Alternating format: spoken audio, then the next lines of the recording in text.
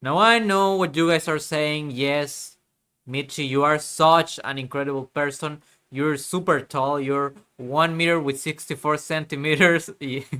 Why are you not in NBA, right? You seem like the perfect specimen.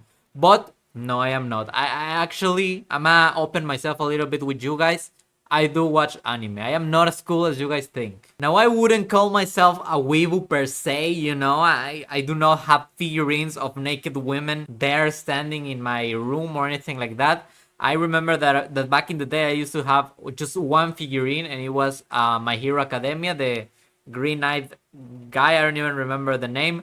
But yeah, I mean, I was a child. Of course, I was allowed to have that. And anime is definitely not a medium that I consume too much right now, but my favorite media ever, I would think some of them are anime. For instance, Hunter x Hunter is one of the greatest pieces of media ever done. I just think it's a very smart anime, and I'm gonna tell you exactly why. What makes me like an anime and what not? Because for me, it's very straightforward. I do not appreciate the animes where the protagonist is all the time like, oh, some titties. I mean, that's that's something I've never seen. Now those are some humongous bunkers. It just seems so cheap. It just seems so silly. Nobody's laughing at it, okay? At least not me.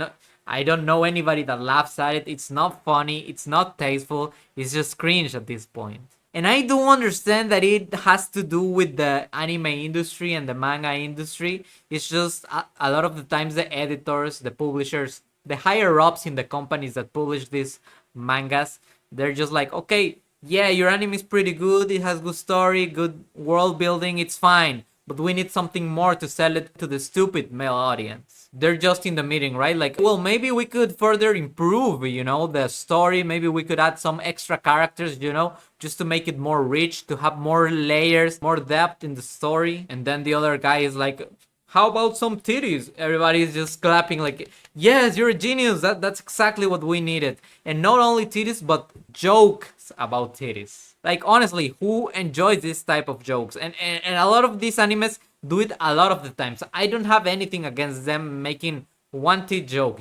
I'm not against Goku being like, oh, Vegeta, you have a humongous ass. I don't care. But when it happens every single episode, it just starts feeling a little bit weird. And it's not the type of animes that you can actually recommend to somebody because it will be embarrassing. You cannot watch these horrible animes with your girlfriend. For instance, there was one anime that I liked the overall aesthetic of. It was named Magi. I think there was like a genie, like an Aladdin type of guy with blue hair. It was a small child, and he can use magic. And I was like, okay, this is a little bit Hunter x Hunterish. I like this. I'm gonna give it a try. I saw 2 episodes, and I kid you not, you can go and watch it yourself. Like, it's insane. It is a child, and it is just at the second episode or the first one. It's like, oh, humongous titties. I love them. Like, what are we playing here, manga? What are we playing here, Japan? Please. I love the Japanese products. They do the best cars. They make the best guitars.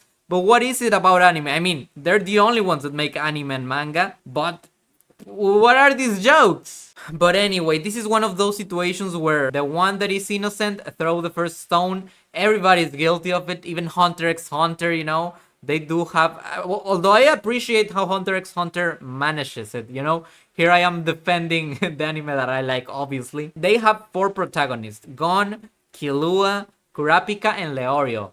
And the first 3 are pretty cool, pretty chill, pretty cool human beings. And then you got Leorio, which is the perverted one. So I do appreciate that the main 3 protagonists are not like that. And I guess it was almost like a requirement, right? Like, yeah, Togashi, you can publish your manga, it's pretty cool, but come on, add some titty jokes.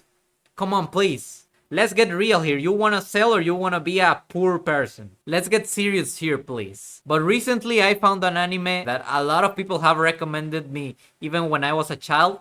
It's Fullmetal Alchemist Brotherhood. I never got to see it. I don't know why, even though it has always been ranked amongst the top 3 animes of all time in every single list that I've saw throughout my life. It is always up there. It is very revered. And I am only 10 episodes in, but I haven't encountered a single titty joke, a single ass joke, and I really do appreciate that. I think I love these types of anime, where they don't rely on absolutely horrible humor to try and sell it to dumb people. Because let's get real, I don't even want to be like a bad person of calling people stupid. But come on, who laughs at these jokes? Maybe, yeah, precisely, maybe the higher ups of the companies that are 50, 60 years old and they're cheating on their wives with a 20-year-old, you know? Something weird and suspicious like that. Because I'm not laughing, you are not laughing, who is laughing? So yeah, Full Metal Alchemist Brotherhood is definitely in the category of animes that I like. I do have two main criticisms for it, but they're not related to that. You know, the first criticism is that it does have silly jokes, not necessarily like about body parts or women or anything like that. It's most that they have one particular joke that every single episode appears, and it just has me absolutely tired. It's the fact that in every single episode they're like, Edward, which is the main protagonist, you're so short, and he's like, no, no, no, I am not short, and he gets angry and his head gets really big and his mouth just opens a lot, and it's like, come on, man, I cannot show this to my girlfriend. I cannot possibly be with somebody and be like, hey, let's watch this anime, and then this just appears every 5 minutes. But again, it is an incredible anime overall, and also I imagine that this was imposed to the mangaka by the higher ups, right? Like, your manga is pretty cool, but put some titty jokes. And he was like, no, no titty jokes. Okay, well, at least any joke. All right, well, the protagonist is short. How about that? You like that? And they were like, well, it's not the optimal thing, but it works. I mean, sure, go ahead, do that. But imagine a version of Full Metal Alchemist that just cuts that type of thing, because it also doesn't help the character building of Edward, you know? Like, yeah, he's short, so what? He's brave, so who cares? Okay, well, he usually is angry when they make those jokes, so you can see that there's part of him that gets angry. But no, he doesn't really care, you know? He's just like angry for the sake of being funny. Does it destroy the anime at all? Well, not really. I guess in the first episodes, it is very prevalent. Like, I was sometimes like, come on, you just did this joke 2 minutes ago. But after the fifth episode, I think you can still see it a lot, but you know, it doesn't appear every single second. So I guess after the fifth episode, it becomes manageable. The joke doesn't grow up on me. I don't love it, but definitely does not ruin the good things that it has. And it's weird because it definitely is not an anime for children, although probably it was marketed and published on a manga for children. But it is a very serious anime. It touches on philosophy and death too. Well, I've seen plenty of media, you know, whether it's video games, movies, series, anime, where people die. I mean, it's just super common, just people die all the time in media. But I think what they've done in Full Metal Alchemist is the one that has felt the most real to me. I don't know if it is because I just recently, like a few months ago, lost somebody that was really important to me. But in the first episode, when the mother dies, it's just like, it just feels very real, you know? It doesn't feel like in all the other animes where it's like,